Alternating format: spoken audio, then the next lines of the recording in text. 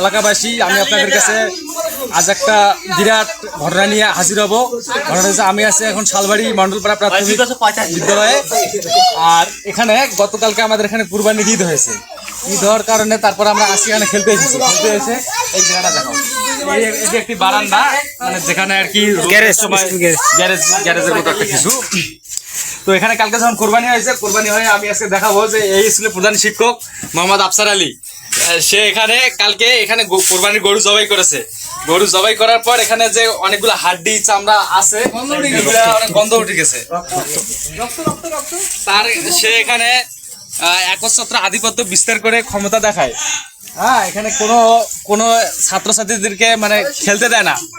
আর এখানে দেখেন কি দুর্গন্ধ একটা গন্ধ করতেছে। এই যে গরুর চামড়াগুলো দেখেন, এবং গরুর হাড্ডি, দাঁত প্লাস বিভিন্ন হাড্ডি উঠে আছে, এগুলো কোনো পরিষ্কার করে নাই। কেন করে নাই, এটা তার জবাব দিতে হবে এলাকাবাসীর কাছে। এবং এখানে মানে গন্ধ হয়ে গেছে, এখানে আমরা থাকতে পারছি না। সে এখানে পরিষ্কার করে নাই, সে নিজের একাই ক্ষমতা দেখায়।